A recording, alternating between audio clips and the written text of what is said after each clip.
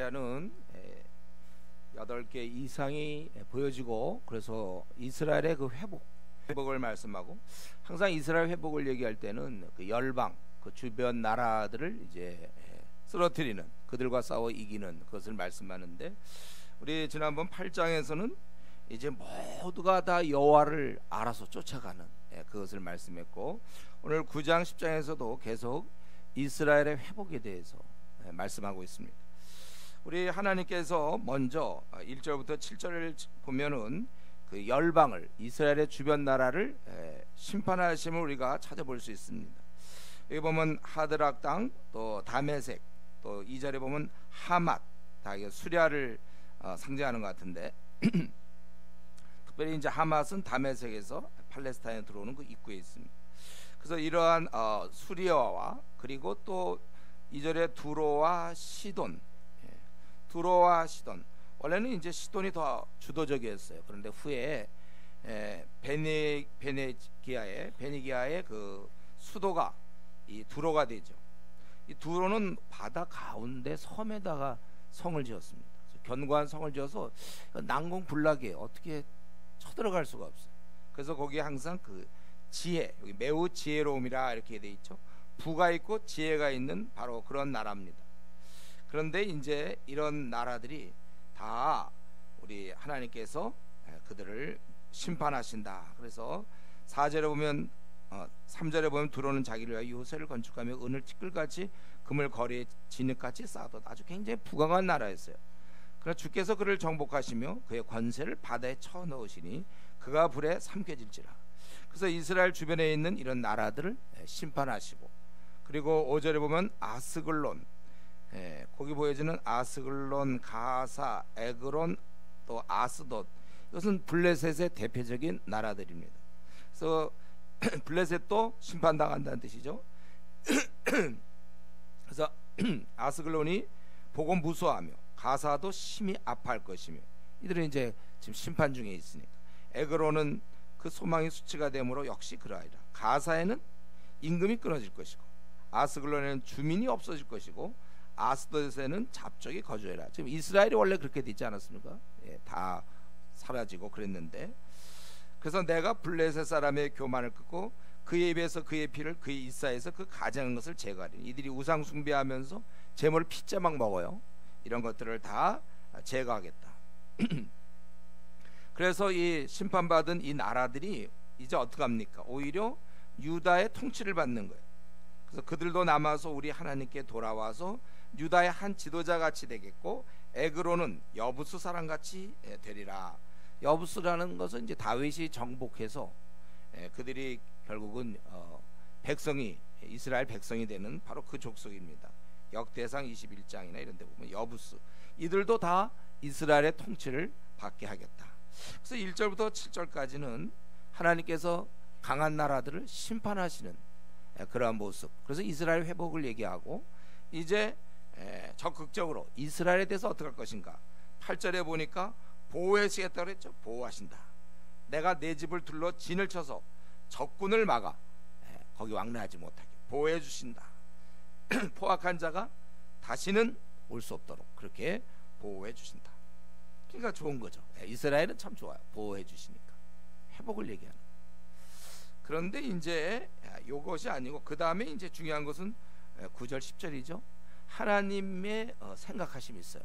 이스라엘을 보호하실 뿐만 아니라 이제 이들이 잘 살 수 있도록 좋은 지도자를 주시겠다는 거예요. 이게 있어야죠.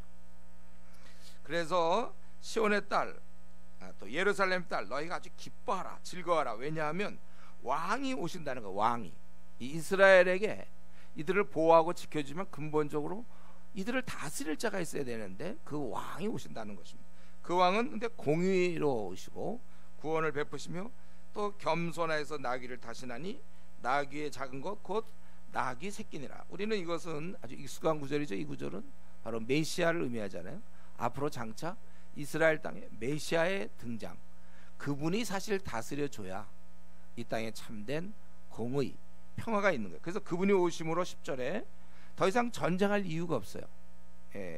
메시아가 다스림으로 에브라임의 병거와 예루살렘의 말을 끊겠고 전쟁하는 활도 끊으리니.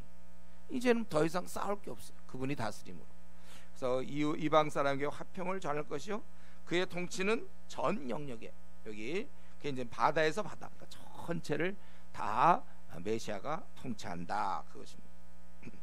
사실은 회복을 얘기할 때 진정한 회복은 막아줌으로 끝나는 것이 아니라 보호받은 그들이 제대로 살아야 되는데 그들을 인도할 자가 있어야 된다는 것입니다. 참으로 우리가 지금 이 땅을 생각할 때, 우리가 지금 사실 21세기 이 땅을 살면서 참 힘듭니다. 우리나라의 삶도 팍팍하고, 또 과연 이 세계를 생각하면서 앞으로 어떻게 될 것인가. 세계의 주인은 누군가요? 뭐 오바마가 하나요? 아니면 시진핑이 하나요? 누가 이거를 할지. 우리나라도 이거 이제 또 대통령 또 바뀌고 또 바뀔 것이고, 또 이 사람 저 사람 뽑힐 것이고. 사실 이 땅에 진정한 주인이 없습니다. 왕이 오셔야 돼요. 주님이 다스릴 때만이 참된 평화가 있는 것입니다. 그래서 여러분들이 너무 그 인터넷이나 뭐 뉴스 보면서 이 시대를 보면 너무 이렇게 아이고 한숨 쉬고 좀 낙심하고 분노하고 너무 그러지 마세요. 그러면 하나님이 다스리는 세계가 아닌데 어떻게 이게 제대로 굴러가겠습니까? 참 어떨 때 너무 역겨워요. 아주 그냥 분해. 우리가 이런 여러 소식을 접할 때 참 마음이 아주 답답합니다. 어떻게 이럴 수가 있나.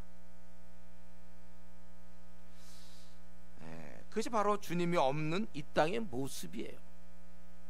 그래서 여러분, 이런 우리 공동체, 우리 뭐 남한이면 남한, 또 뭐 주변에 이런 나라들의 공동체를 보면서 너무 그렇게 뭐 불평하지 마십시오. 하나님 없는 나라가 그러면 이 정도 되죠. 더 어떡하겠습니까? 마귀가 다스리는 세상 임금이 통치하는 나라가 이 정도밖에 더 되겠습니까? 또 이런 걸 보면서 막 불평하면서 참 나라에 대해서 아주 불평하고 그냥 이민 가겠다, 맨날 이런 얘기하고, 아니면 또 이 사회를 바꿔야 되겠다, 막 불타올라가지고 사회를 바꿔보겠다고 막 뛰어들고.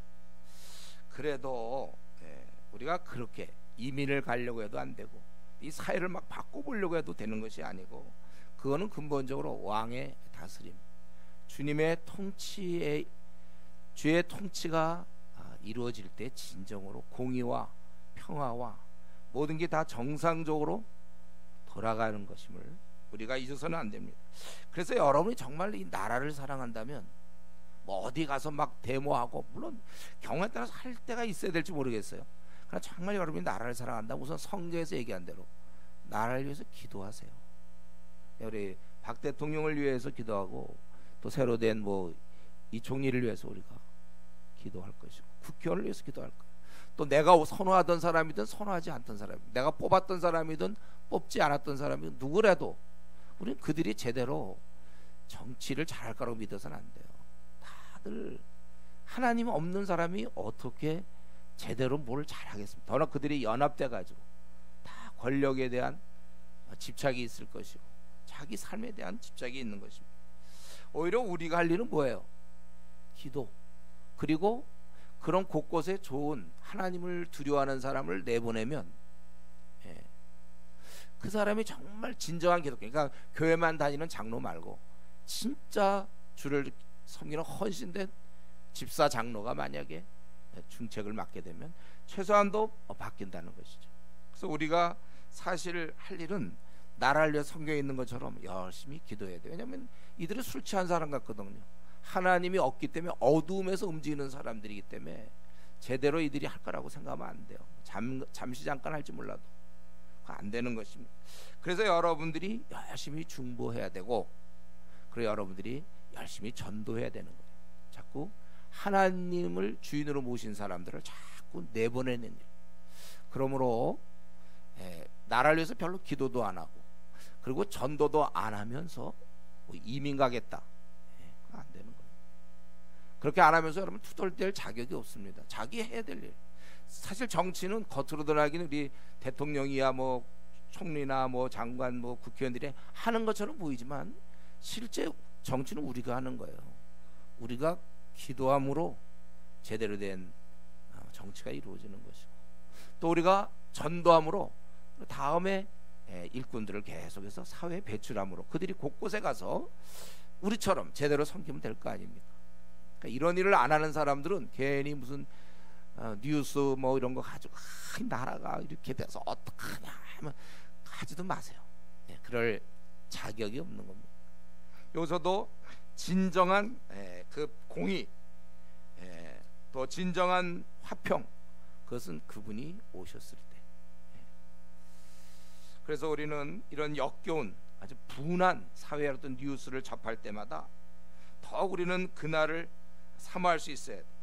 그리고 우리나라나 세계나 뭐 앞으로 중국이나 뭐 일본이나 북한이나 또 어느 나라나 다 자국의 이익, 또 그러한 하나님 없는 자들이 통치함으로 우리는 별로 그렇게 희망을 우리가 기대할 수 없습니다. 우리가 이것을 별로 없음을 우리가 인식하고 그거에 대해서 너무 이렇게 낙심하지 않다. 저 같은 경우는 이제 군대 가서 논산에 있으면서 저는 그때 많이 깨달았어요. 아, 이게 안 되는 거구나. 논산에 있으면서 봤어요. 제가 그 전까지는 믿는 사람들끼리만 만나갖고 늘 좋은 얘기만 하고 뭐 다 되는 줄 알았죠.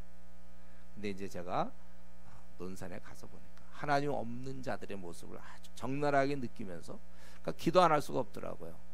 기도할 수밖에 없었고, 이게 그런 거구나. 그때 오늘 이 말씀 마찬가지예요. 하나님이 회복을 말씀할 때 이들을 보호해 준다고 회복되는 게 아니에요. 이들 잘 먹고 잘 사는 게 회복입니까? 이들을 이끌어 주시는 바로 왕이 오심으로, 왕의 도래.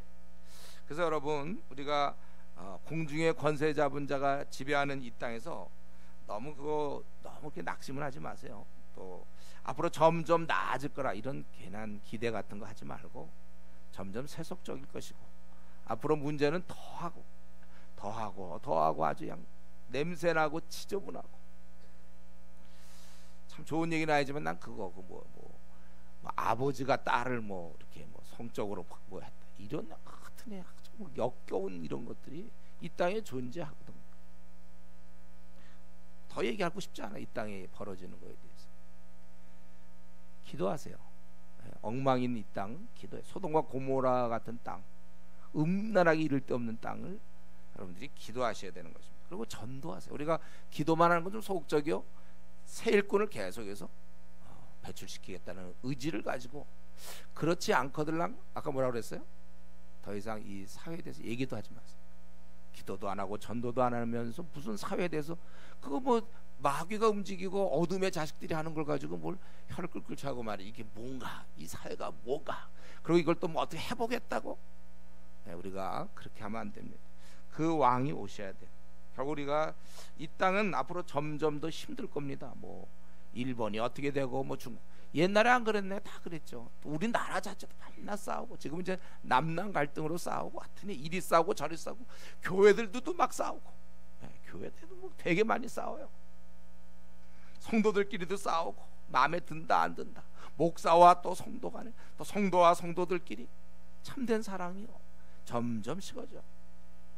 그렇다고 해서 이민 가겠다고 그러지 마시고, 어쩔 수 없어요. 그 자기가 속한 자리를 위해서 기도하셔야 됩니다. 그리고 우리가 생각할 때 지금 나라에 대한 얘기 뭐 이런 얘기 했지만, 사실 나 개인, 한 개인을 놓고도 나라는 존재도 주님이 다스리지 않으시면 엉망일 수밖에 없는 거예요. 내가 주님이 나를 다스리지 않을 때, 가장이 되면 술 먹고 와서 집을 엉망으로 만드는 거 아닙니까? 도박하고 술 먹고, 이게 뭐 기본 코스 아니에요? 도박하고 술 먹고. 저도 만약에 제가 주님을 제대로 안 믿었으면 뭐 그런 길로 나갔겠죠. 바람 피우고, 이거 뭐 가장 기본.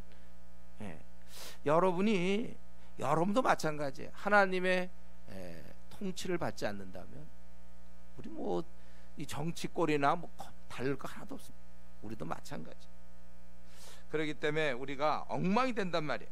그래서 우리가 하나님 말씀에, 사정거리 안에 들어가 있어야 돼요. 우리가 항상 말씀을 듣는 사람이 되고, 또 기도하면서 하나님과 이렇게 항상 같이 지내야 돼. 우리가 그렇지 않으면 우리도 위험해요. 그런 사람이 직장을 가면 직장에 있는 동료들이 별로 그리스도인의 그 유익을 얻지 못하는 거예요. 그리스도를 만난 유익. 그런 사람이 가장이 되면 그 아내가 힘들고 자식이 힘든 거죠. 그런 사람이 엄마가 되면 또 자식이 힘들고 남편이 힘든 것이고, 그런 사람이 교회 집사가 되면 목사가 힘들고 성도가 힘든 것이고, 그런 사람이 성도가 되면 또 집사들이 힘들고 조장이 특별히 힘들죠. 통제를 받아야 돼요. 여러분, 그 가출하고서 어떻게 부모님의 이런 돌봄을 받을 수 있습니까? 가출하면서 우리가 어쩌면은 이미 교회는 다니지만 가출한 사람들이 있어요. 하나님 음성을 들을 재간이 없어요. 본인이 안 보니까. 그리고 유일하게 주일날 이 설교 듣는 시간인데 그 시간도 비몽사몽, 벌써 스가랴 하면 왠지 졸립다. 이러니 이거 뭘 무슨, 그건 결국 하나님의 통치를 결과적으로는 안 받아들이고 있는 거예요. 하나님이 여러분을 다스려줘야 여러분들이 좋은 남편이 되고 좋은 아내가 되고 좋은 목사가 되고 좋은 성도가 되고 좋은 아내가 되는 거예요. 나를 만난 남편은 참 행복한 거예요. 나 같은 아내를 만났어. 어쩌다 나 같은 아내를 만났지? 생각해 보세요. 결혼한 사람들, 나 같은 아내를 만난 남편 지금 행복합니까? 잘 생각해 보세요. 생각하세요. 나 같은 성도 만난 목사 행복합니까? 또 반대로 여러분 질문하고 싶겠죠? 우리 자신을 이렇게 하나님의 결국은 돌보죠. 그래서 우리가 수련회가 왜 좋습니까? 하나님의 사정거리 안으로 들어가는 거거든. 말씀을 계속 듣게 되고 기도하다 보니까 자기의 삶이 이렇게 정리가 되니까 수련회 갔다 와서 참 부모의 기쁨이 되고 남편의 기쁨이 되는 거예요.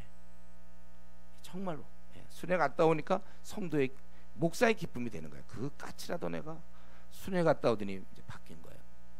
왜냐하면 말씀의 다스림을 받으니까, 이 왕의 다스림, 그분이 오셔야 이게 되는 거예요. 그러니까 우리 참 이걸 기다려야죠.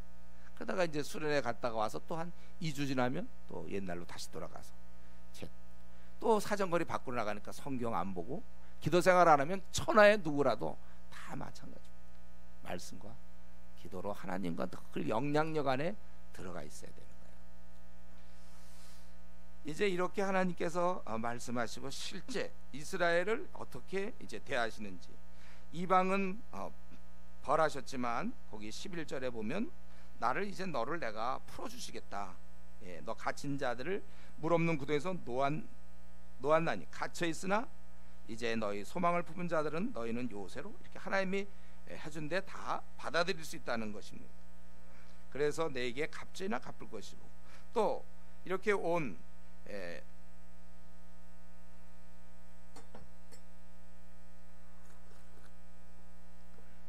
오늘 좋은 일을 하는 거지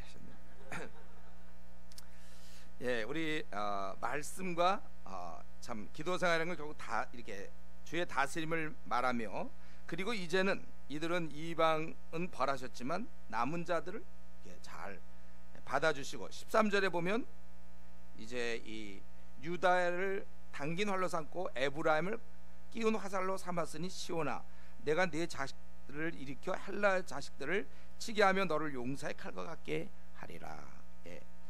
이제 이들을 유다를 당긴 활, 에브라임을 끼운 활. 유다는 결국은 이 남왕국을 의미하는 거죠. 이전에 에브라임은 요셉 족속, 이 북왕국을 의미하고, 혹은 요셉이라고 얘기해도 되고 에브라임이라고 얘기해도 되는데, 즉 남왕국 북왕국 이스라엘이 다시 연합하여 헬라, 그 당시 이제 그리스, 앞으로 장차 강성할 그런 나라를 다 이긴다 그거예요.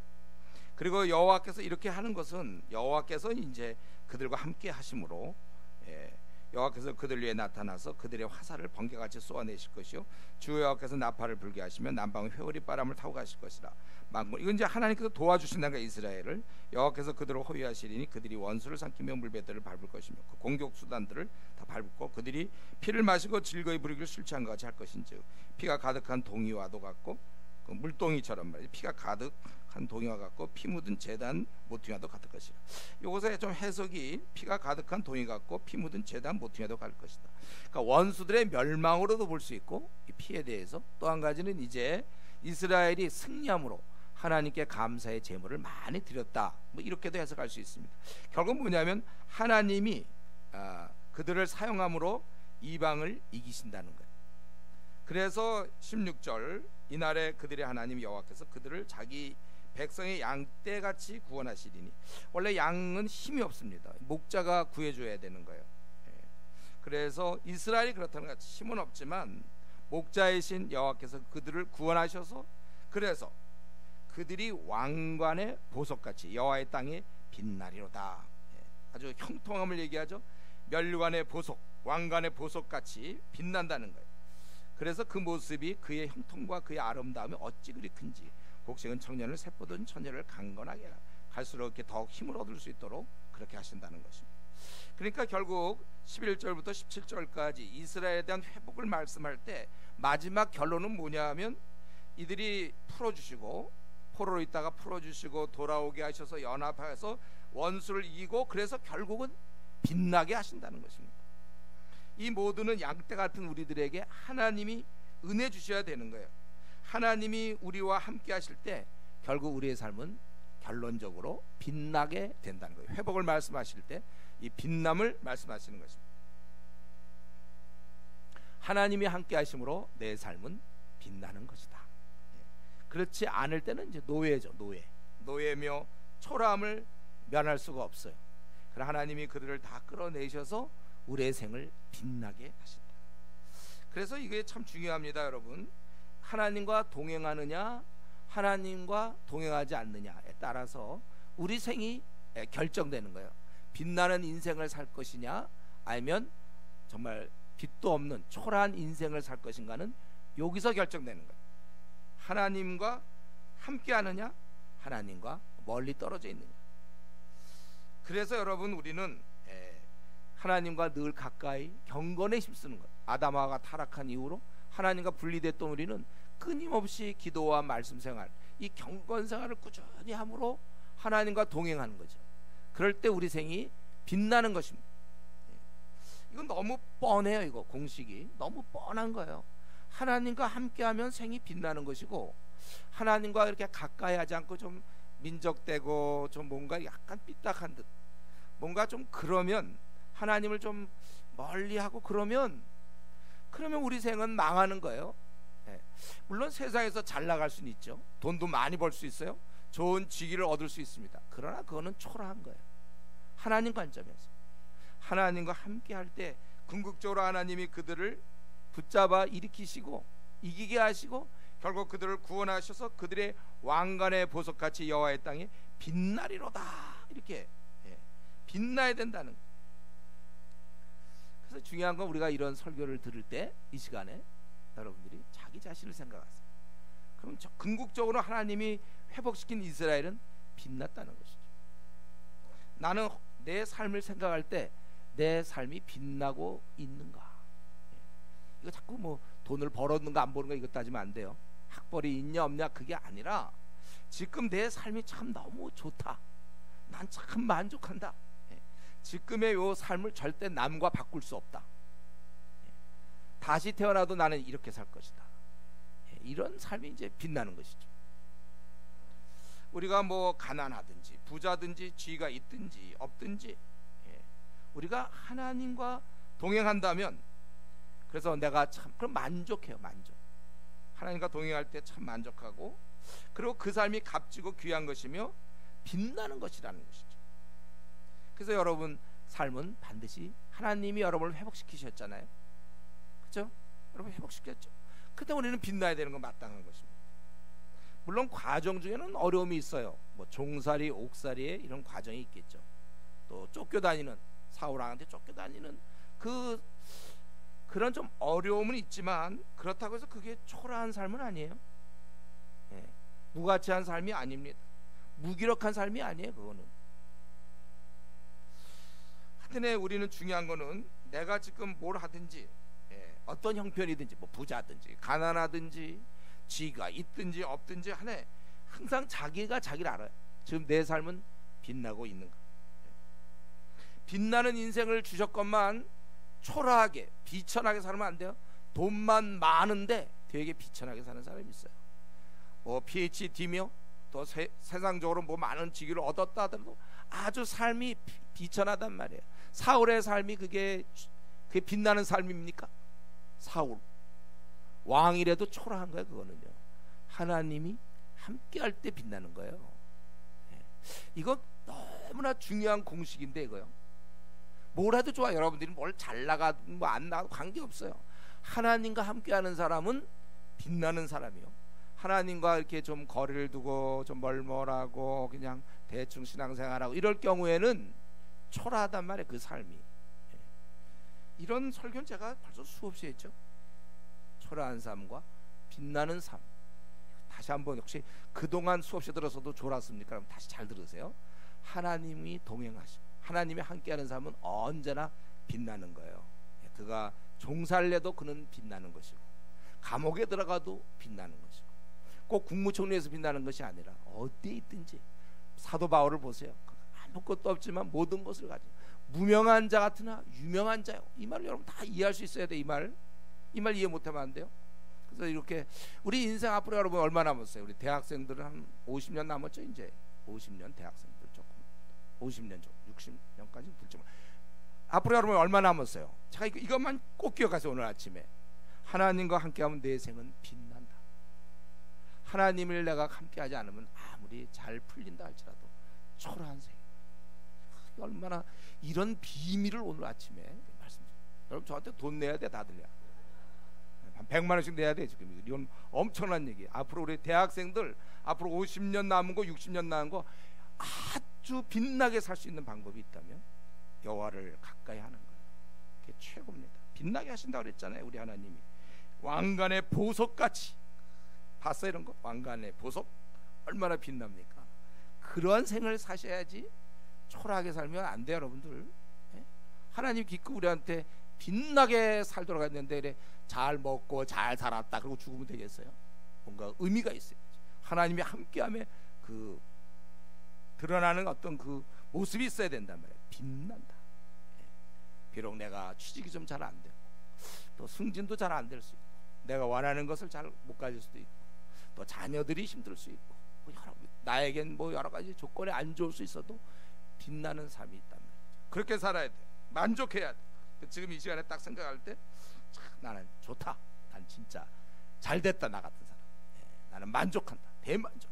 좋다. 여러분 그렇게 고백할 수 있어야 돼. 그렇지 않은 사람 빨리 앞으로 한 2개월 보름쯤이 지난 다음에 빨리 여러분 회복하세요.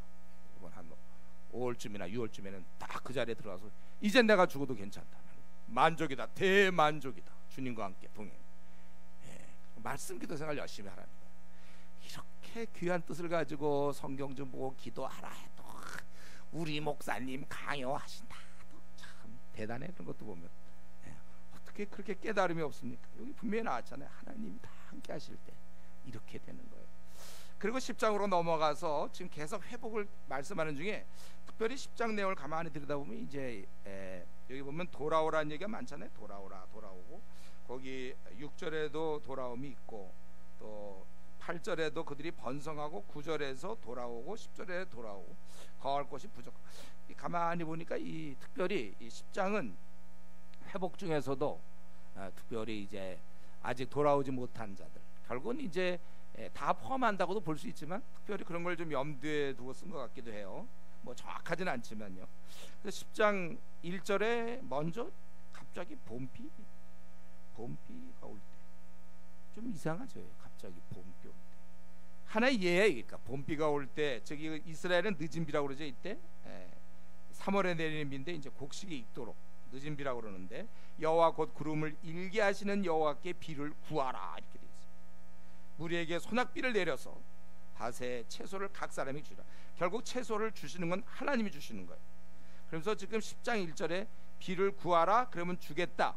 이거는 이제 회복된 것을 의미하는 거죠. 회복될 때 아주 좋은 특징 중에 하나가 우리 하나님과 긴밀한 관계 속에서 우리가 구하면 그분이 주시고 이렇게 되는 것이죠. 그래서 먼저 이런 회복하는 관계 속에서 사실은 그 다음 얘기들이 의미가 있는 것이죠. 그래서 이제 이런 회복된 이 이스라엘 백성들에게 하나님께서 계속 그들이 회복되는데 장애가 됐던 것들을 이제 막아주고 그들이 이스라엘 땅에 돌아와야 되는데 돌아오지 못한 것들에 대해서 제거해 주는 거예요.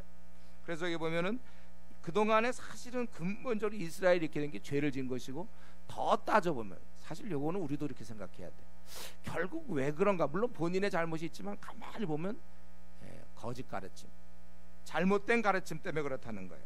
근본적 이유가 드라빔, 이 우상, 들은 허탄한 것을 말하며 복순자는 진실하지 않은 것을 보고 거짓 꿈을 말한다는 거예요. 사람들을 막 이렇게 거짓된 걸로 예언한다 뭐한다 자꾸 망가뜨리는 거예요. 그 위로 죄를 지었음에도 불구하고 자꾸 위로하고 헛됨으로 백성들이 양같이 일하며 목자가 없으므로 곤고를 당하나니. 그래서 내가 목자에게 노를 바라면 내가 수디염소를 아마 거짓 지도자를 가르치는 것 같은데 수디염소를 벌하리라 이렇게 돼 있어요. 사실 저 같은 경우도 20년 동안 모태신앙으로 왜 헤맸습니까? 내가 생각해 보니까 이 구절을 보다가 바로 그래 제가 제대로 된 목회자 지도자를 못 만났어. 전 마음만 뜨거웠지 누가 성경을 제대로 가르쳐준 자를 못 만나니까 제가 헤맬 수밖에 없었어요. 그런 면에서 거짓 목자인지 그건 거짓 목자는 아니더라도 굉장히 자기 책임을 다 안 하는 목자를 제가 만난 것 같아요. 20년 동안. 그래서 어떻게 신앙생활을 어떻게 해야 될지 모르니까 헤맬 수밖에 없었어요. 여러분 이런 거 생각하면 지금 우리 한국 교회 성도들 중에도 제대로 성경을 배우지 못해서 진짜 하나님 원하는 사람은 여기 있는데 그냥 죄나 안 짓는 정도, 술이나 안 먹고 뭐 고스톱이나 좀 안 치고 뭐 성적인 범죄 안 하고 바람 안 피우고 뭐 몇 가지 안 하는 걸로 하는 건 여기 있는데 하나님이 이렇게 우리에게 명하신 정말 우리 생이 정말 예수님처럼 살 수 있는 이것을 이런 단계에 못 올라가요. 애당초 배운 게 없는데 지금 미적분을 풀어야 뭐 어떻게 입시를 해볼 텐데 애당초 가르쳐 주지 않았는데요. 이단들한테 많이 끌려가고 그나마 가르쳐 주는 건 이단들이니까 성경 공부시키는 건 이단들이니까 여호와 증인이 얼마나 열심히 합니까? 신천지가 얼마나 열심히 해요. 입에 담고 싶지도 않지만 하여튼 되게 열심히들 해서 엉터리를 그렇게 참 안타까워. 일주일에 4번씩 2시간 반 열심히들 공부하지 않은 신천지들.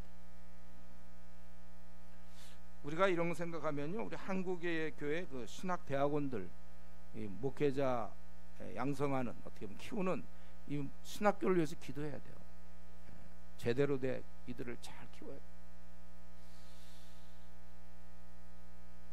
우리가 기도할 제목이 많은 것 중에 여러분들이 저를 포함하여 우리 교회 교육자를 위해서 기도해야 될 것이요 한국에 5만 개의 교회가 있는데 5만 개를 지도하시는 목회자들 위해서 기도해야 됩니다. 이스라엘도 그 당시에 제대로 뭐 이런 자들이 많았고 거짓된 자들이 그래서 이렇게 공부하기 때문에 그걸 이제 제거하시겠다는 거예요 우리 하나님께서. 그리고 이들이 좀 이 나라를 좀 만들고 제대로 이렇게 공동체를 지려고 그럴 때 이들을 괴롭히는 주변 사람들 이런 사람들을 다 하나님께서 이기도록 하시겠다 그것이죠. 그래서 거기 3절에 거기 보니까 망군의 여호와가 그 무리 곧 유다 족속을 돌보아 그들을 전쟁에 준마같게 하리니. 이들은 지금 열방에 아주 초라한 힘없는 군사력도 없는 그러한 족속들이지만 하나님께서 모퉁이돌 혹은 말뚝 싸우는 활 권세 잡은 자가 다 이 유다에서 나오게 해가지고 그래서 거리의 진흙 중에 원수를 밟을 것이라. 여호와 그들과 함께한즉 그들이 싸워 말탄 자를 부끄럽게 하리라. 적들을 부끄럽게 하겠다. 즉 이긴다는 거예요. 왜? 하나님이 그들과 함께했기 때문에. 그래서 내가 유다 족속을 견고하게 하며 요셉 족속을 구원할지라.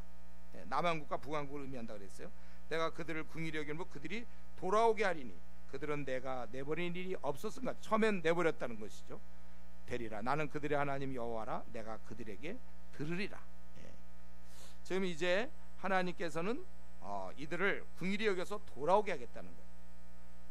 그래서 그 결과 7절에 에브라임 용사 같아서 포도주를 마신 같이 마음이 즐거울 것이요 그들의 자손은 보고 기뻐하며 여호와로 말미암아 마음에 즐거워하리라. 그래서 지금 10장에 들어서면서 별처럼 빛나는 그들 그리고 이제 또 계속해서 와야 될 이스라엘 민족들 회복해 귀환해야 될 그들을 생각하면서 하나님과 관계 기도의 응답 그리고 이러한 거짓 교사들을 이제 제거함으로 더 이상 하나님을 떠나지 않게 하고 또 그들을 가로막고 있는 많은 이방 나라들을 무찌르시고 그래서 그들을 하여금 기뻐하며 여호와로 말미암아 마음에 즐거워하게 하겠다 그거예요. 그리고 이제 8절에 좀 더 구체적인 모습으로 내가 그들을 향하여 휘파람을 불어 그들을 모을 것은 내가 그들을 구속하였습니다. 그들이 전에 번성했던 같이 번성하리라. 그들은 지금 이방 땅에 있지만 구체적으로 이제 바빌론 아니면 이제 많이 흩어져 있죠. 이제 번성하게 하다는 모으겠다는 거예요. 또 9절에 내가 그들을 여러 백성들 가운데서 흩으려니와 이전에 다 이렇게 흩었지만은 그들이 먼 곳에서 나를 기억하고 그들이 살아서 그들의 자녀들과 함께 돌아올지라. 계속해서 돌아온다고 그랬어요. 내가 그들을 애굽 땅에서 돌아오게 하며 그들을 아수르로부터 모으며 길르앗 땅과 레바논 그들을 이끌어 가리니 그들이 거할 것이 부족하리라. 이들을 애굽과 아수르 곳곳 먼 데서부터 다 불러 모아서 길르앗 땅과 레바논, 이것은 이제 이스라엘 민족이 거주하는 곳으로 볼 수 있는데 거기에 이끌어 가리니 그들이 거할 것이 부족하리라. 와봤자 뭐합니까? 이런 질문할 수 있는데 오면 번성케 하겠다는 거예요. 그리고 올 때 고난, 가로막는 것들에 대해서 11절 내가 그들이 고난의 바다를 지날 때 바다 물결을 치리니 나일의 깊은 곳이 다 마르겠고, 이 강 때문에 건널 수가 없지만 다 마르겠다는 거예요. 또 아수르의 교만이 낮아지고 그들의 군사력이나 애굽의 규, 홀, 통치 이런 게 다 없어질 것이다. 이 모두는 내가 그들로 나 여호와를 의지하여 견고하게 하리니, 결국 오게 해서 그들로 하여금 견고하게 하리니 그래서 그들이 내 이름으로 행하리라. 함께 이제 연합되어서 주의 백성답게 그렇게 그들이 살아가리라, 그것입니다. 그래서 지금 오늘 본문은 특별히 10장은 이 남은 백성을 돌아오게 한단 말이에요. 어려움을 다 이기게 하는 거예요. 올 때 가로막는 여러 가지, 와서 번영 못하면 어떡하나, 또 땅이 좁으면 어떡하나, 또 주변 나라가 막으면 어떡하나, 또 오는 길에 막 그 바다가 있고 강이 있고 다 모든 것을 제거해서 결국 돌아와서 여기서 이제 의자에 견고하게 하리고 그들은 여호와 이름으로 말하고 확실히 그 자녀됨으로써 이렇게 하겠다, 그거예요. 그래서 우리가 오늘 이 말씀 보면서 우리 하나님 보시기에 합당한 어떠한 길, 지금 하나님의 뜻이잖아요. 돌아오도록 하는 거. 여기에는 어떠한 장애가 있어도 하나님의 뜻은 이루어지게 되어 있는 것입니다. 문제가 되지 않는 거예요. 오히려 이러한 장애물은 하나님의 능력이 크심을 드러내는 도구에 불과하죠. 우리 눈에 보이지 않는 하나님이시기 때문에 이러한 어려움들이 있을 때 이걸 극복할 때 하나님이 함께 하심으로, 아까 5절에도 그들과 함께 한즉 그 강한 용사들이 쓰러지게 되는 것이고, 또 하나님이 함께함으로 그들이 번성하게 되는 것이고, 어떤 것이 가로막혀도 다 뚫고 나간다는 것입니다. 그렇기 때문에 우리는 우리 하나님의 원하심, 하나님이 이 시대에 무엇을 나에게 원하는가, 여러분 이게 있으면 이걸 놓고 기도하세요. 하나님 나에게 이걸 원하는 것 같다. 어떠한 환경은 전혀 아니지만 기도하세요. 기도. 우리 교회가 그렇게 시작된 교회잖아요. 이 시대에 정말 하나님을 좀 열심히 알아야 되는데 신구약 66권을 아는 교회가 있으면 좋겠다. 또 이것을 열심히 알려주는 교회가 있으면 좋겠다. 많은 어려움을 지금까지 우리가 고난의 바다를 사실 지금까지 견뎌온 거예요. 앞으로도 갈 것이고.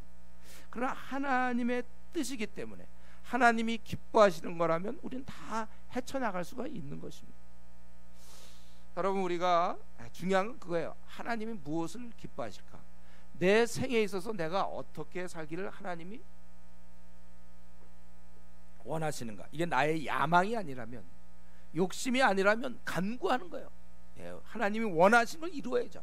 우리 한 번 살다 죽을 거야, 분명히. 여러분, 우리가 이제 살다 죽는 거예요. 가장 의미 있게 아주 내 생을 잘 쓰다가 죽어야 되는 거 분명하지 않습니까? 나는 정말 이런 일을 꼭 하다 죽어야 되겠다. 정말 하나님을 기뻐하실 텐데 하세요, 여러분. 주저하지 마. 상황이 이러니 목사님 우리 이만저만 안 됩니다. 그러지 마세요. 정말 하나님이 기뻐하시는 거라면 어떤 난관도 어떤 고난의 길도 다 뚫고 나갈 수 있는 거예요. 하나님이 우리 편이시므로, 하나님이 원하십니다. 그렇기 때문에 우리가 이러한 하나님의 뜻인 걸 알고, 이 당시 그가 오는 것이 하나님의 뜻이란 말이에요. 그렇기 때문에 모든 자들이 막어도 소용이 없고, 또 이러한 길, 고난의 바다, 나일의 깊은 곳 다 막어 하나님께서 다 허락하시겠다. 그래서 그들이 와서 여호와를 의지하여 견고하게 됐다. 그리고 그의 이름으로 그들이 내 이름으로 행한다. 얼마나 이 아름다운 축복을 얘기하고 있습니다. 그렇기 때문에 우리가 하나님이 없다면 우리의 꿈과 우리가 하나님 기뻐하시는 것들 우리는 좌절할 수밖에 없어요. 더 진행할 수가 없습니다. 그러나 하나님이 살아계시기 때문에 내 편이시기 때문에 아까 1절에 구하라 그랬잖아요. 필요한 것들 구할 수 있기 때문에 우리는 기도의 수단이 아직까지 살아있기 때문에 어쩌면 내가 생을 마치는 그날까지 기도의 수단은 계속되고 있기 때문에 우리는 이길 수 있는 거예요. 여러분 마음에 간절히 원하던 거 제가 하나님을 뜻 안에서 꿈을 가진 것들 포기하지 마십시오. 계속해 나가는 거예요. 그리고 우리가 담대해야 돼. 그런 일 하나님 내 편이시기 때문에. 그래서 우리가 이것이 물론 이제 이런 일을 할 때 신중하게 분간해야죠. 내 야망인지 욕심인지 주님이 원하시는 건지 잘 분간해야 돼요. 예? 그래서 우리가 그럴 때 구할 때 주시는 분이잖아요. 이렇게 우리가 간구해서 여러분들이 하나님의 뜻이면 반드시 이루어지는 것이니까 우리가 그 뜻을 붙잡고 여러분이 갖고 있는 각각의 비전이 있습니까? 나는 이렇게 살다 죽겠다는 그것이 있습니까? 상황은 전혀 빵입니까? 전혀 반대입니까? 기도하시는 거예요. 이렇게 하다 내가 죽기를 원합니다. 삼손이 그때 마지막 순간에 이들과 함께 죽기를 자기는 이렇게 끝을 내기를 하나님께 기도했고 마지막 순간에 한번 우리 하나님 들어주신 것처럼 여러분이 어떤 문제를 가지고 하나님 나는 정말 이렇게 되길 원합니다. 죄 짓는 거 아니라면 나의 야망과 욕심이 아니라면 기도하세요. 하나님 우리가 다 되는 거예요. 여기 고난의 바다를 지나갈 때 바다 물결을 지리 이 흐름이 약간 홍해 좀 생각나죠? 그런 거 어떤 나일의 또 깊은 곳이 다 마르고 아수로 아무리 강해봐야 소용없는 거예요. 우리가 이러한 마음을 갖고 끝까지 하나님이 내 편이심으로 우리가 이걸 포기하지 아니하고 어떠한 장애물이 있더라도 막힌 것이 있더라도 하나님의 그 능력이 나타나는 것에 불과하다. 우리 계속해서 담대하게 나가야 될 것입니다. 그리고 끝으로 한 가지만 더 말씀드리면 우리 오늘 이 본문을 볼 때 여기 보면은 이 1절에 구했을 때 얻고 또 거짓 2절에 보면 거짓 교사들을 하나님이 다 제거해 주시고 또 5절에 보면 원수를 다 물리치고 6절에 보면 그런 상황에서 돌아오게 되고 나라 다 잃어버렸던 그들이 포로 잡혀간 그들이 어떻게 다시 자기 나라 땅으로 돌아옵니까? 힘도 하나도 없는데 그들이 돌아와서 또 7절에 있는 것처럼 즐거워하고 또 8절에 그들을 번성하게 또 10절에 보면 그들을 아주 이렇게 거할 것이 부족할 만큼 번영시키고 11절에 아주 거침이 없이 가로막는 걸 다 무너뜨리고 그래서 그들을 12절에 견고하게 해서 그들이 내 이름으로 행하려 이게 빛나는 모습의 모습이죠. 결국 내 이름으로 행할 수 있도록 그렇게 하는 것. 이것은 결국 오늘 이런 많은 말씀들은 우리가 주 안에서 영적으로 제대로 살 때 얻어지는 그런 축복들입니다. 원래 이 땅에 이런 것이 흔한 게 아니에요. 하나님께서 사랑하는 그 자녀들에게 이렇게 살도록 허락하신 것입니다. 그렇기 때문에 우리에게는 이러한 열려있는 이런 삶이 우리한테 있단 말이죠. 번영하고 번성하고 또 힘은 없지만 다 이기게 하시고 기도하면 구하고 즐겁고 기쁘고 번영 견고하게 된 이러한 모든 것 우리에게 이러한 삶이 주어져 있는데 여러분 이것을 하나도 찾아 먹지 못하고 그냥 매일매일 살아서 되겠습니까? 마침 오늘이 거의 새해잖아요. 그러니까 우리가 설 지났으면 새라고 새로운 좀 새 설교다 이렇게 생각하고 우리 정말 이렇게 새 마음을 가지고 어차피 한 번 사는 삶인데 왜 누구는 이런 승리와 어떤 환희 희락 속에서 살아가고 누구는 그냥 이렇게 뭐 별로 기쁨도 없고 뭐 하나님 안 믿는 사람과 거의 비슷하게 왜 별로 그냥 기쁨도 우울하고 만족도 없고 왜 그렇게 사냔 말이죠. 우리는 세상 사람들처럼 돈이나 세상이 주는 어떤 쾌락 재미에 묻혀 사는 사람이 아니라 하늘에서 주는 그 기쁨과 만족 보람 희락 즐거움 여기에 우리가 그런 축복에서 묻혀 사는 사람들이 돼야 되는 것입니다. 그래서 어제 이것은 하늘에서 주는 것임을 우리가 깊이 깨닫고, 그래서 우리의 남은 생, 아까 얘기했어요. 50년, 60년, 30년, 20년 얼마 남았는지 간에 우리는 좀 우리가 천국 시민답게 우리에게 걸맞는 시민다운 우리의 그 퀄리티, 시민인데 하나님의 천국 백성이 이 땅에서 우울하게 걱정하며 근심하면서 염려 속에서 무기력하게 그렇게 사는 건 너무 우리 격에 안 맞는 거예요. 우리의 좀 신분에 맞게 기쁘게 힘있게 만족하면서, 그래 뭐 돈만 좀 없는 거죠 우리가. 그러면서 행복하게 소망 가운데 활력이 넘치는 그러한 삶을 살 수 있도록, 우리 또 은근히 새해인데 은근히 새해를 맞이해서 여러분들이 그런 결심하는 그런 성도님 되기를 바랍니다. 같이 한번 우리 기도합시다. 오늘 본문은 회복을 말씀하고 양떼 같은 우리의 그런 부족함은 그만 얘기하세요. 주께서 하신단 말이에요. 우리가 주님과 가까이 가느냐, 주님 편에 붙어 있느냐가 중요한 거예요. 그럴 때 우리의 삶을 그 왕관의 보석처럼 빛나, 우리가 이런 삶을 살아야죠. 그리고 우리가 하나님 마련해 주신 이 기쁨과 희락, 즐거움, 만족, 이런 데서 우리가 살아야 되는 거예요. 지금 자신은 그렇게 살고 있는지, 만약 내가 그렇게 살고 있지 않다면 뭔가 지금 주님과의 문제가 있는 거야. 이 모든 건 위로부터 주어지는 거기 때문에 내 삶의 모습은 어떻습니까? 왜 어째서 내가 초라하게 삽니까? 말이 됩니까? 여러분, 내 삶이 빛날 수 있도록 그때까지 기도를 쉬지 마십시오. 하나님께 열심히 우리가 기도하는 거예요. 내 삶이 초라하거나 힘없거나 무기력하게 살지 않도록 빛나는 왕관의 보석 같은 삶이어야 되고, 다시 태어나도 이렇게 살아야 되는 그런 삶을 주십시오. 여러분들이 이제 같이 우리 통성으로 기도하겠습니다.